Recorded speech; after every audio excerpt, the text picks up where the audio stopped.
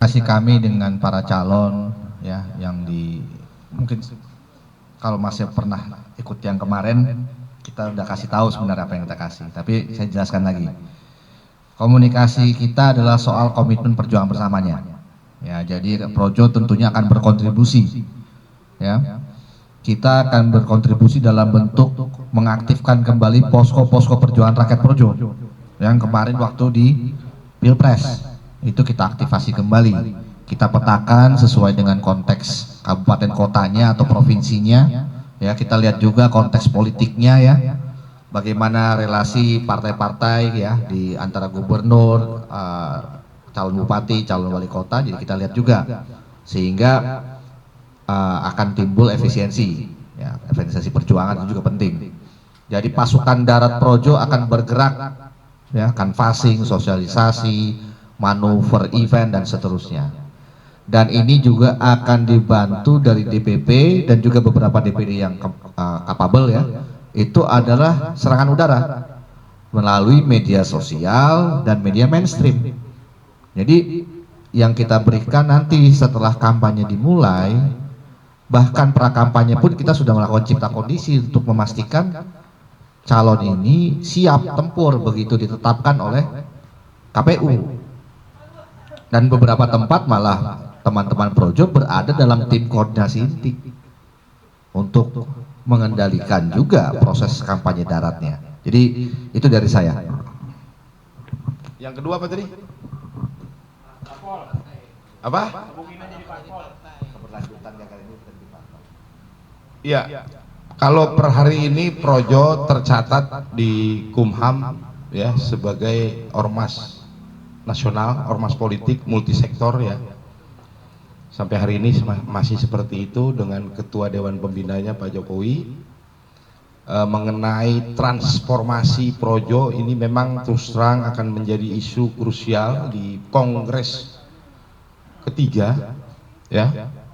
Kongres ketiga kita yang insya Allah akan dijalankan di akhir September ya, insya Allah ya, akhir September sebelum pergantian kekuasaan kita akan gelar kongres nanti yang isunya lebih kepada transformasi Projo, terus isunya juga lebih kepada bagaimana mengawal pelanjut Pak Jokowi yaitu Prabowo Gibran, memastikan Prabowo Gibran sukses hingga akhir. Itu tentu akan menjadi isu utama yang akan mewarnai Kongres 3 Projo di akhir bulan 9 nanti gitu ya. Mengenai pilihan Projo tetap menjadi ormas politik nasional atau Projo menjadi satu bentuk organisasi baru, itu sepenuhnya kita tidak bisa menjawab itu sendiri. Kami pengen apapun yang dicapai pada kongres nanti adalah sebuah proses yang hidup dari bawah ya, sebuah dinamika yang bergerak dari bawah ke atas ya, sehingga dia menjadi sebuah keputusan yang punya ruh ketika ditetapkan. Itu gitu ya Mas. Yang lain?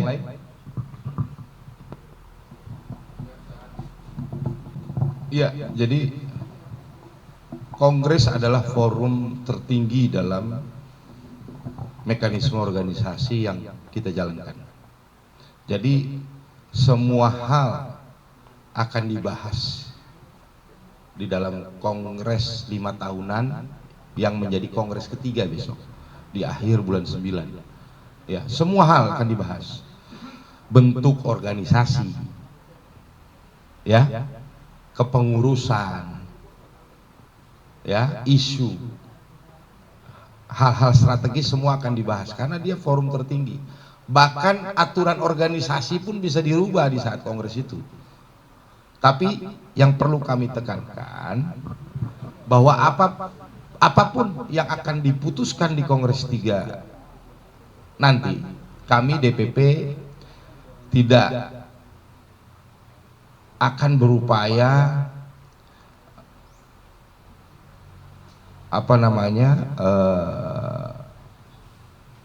menyederhanakan ya atau membunuh proses yang kita harap hidup dari bawah dinamikanya.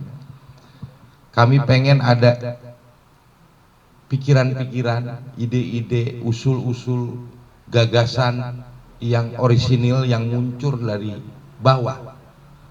Sehingga tadi yang saya sampaikan, kalau dia kemudian pilihannya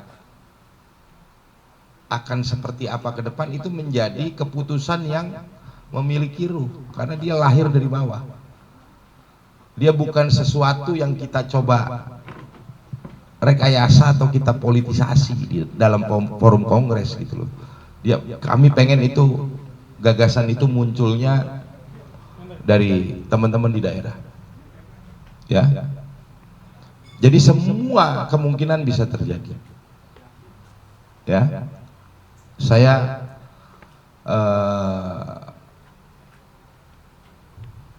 minta teman-teman semua untuk ya membantu bagaimana supaya proses kongres ketiga nanti bulan 9 akhir bisa berjalan dengan baik, dan tentu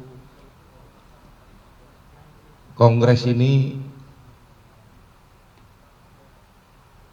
tidak akan bergeser daripada cita-cita besarnya, yaitu memastikan apa Indonesia Emas 2045 bisa tercapai. Jadi kelahiran Projo untuk memastikan itu bersama Pak Jokowi. Ya, masalah bentuknya dia harus berubah atau tidak, itu nanti kita baca, kita analisis, kita kalkulasi. Ya, yang lain? Untuk mendukung pasangan calon, kok belakangan ini lebih gencar pilkada, itu yang pertama. Ya, nah ini bagaimana melihat yang timur itu kayak ada pemborongan parpol hampir.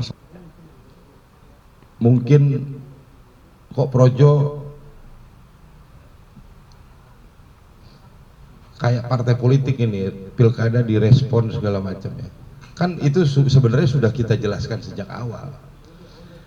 Ya. Merespon pilkada serentak ini kan nggak sebatas milik partai politik. Jadi berpolitik itu hak semua orang juga, iya kan? Gitu. Kita merasa penting merespon pilkada serentak, kita merasa penting mengintervensi proses pilkada, karena kita pengen pilkada serentak ini benar-benar melahirkan kepemimpinan di daerah yang berpihak sama rakyat, mau melanjutkan pembangunan untuk rakyat. Itu yang paling utama, dan kita juga pengen keterpilihan kepala daerah ini sejalan senafas dengan pemerintahan terpilih Prabowo Gibran. Itu yang membuat kita akhirnya terlibat.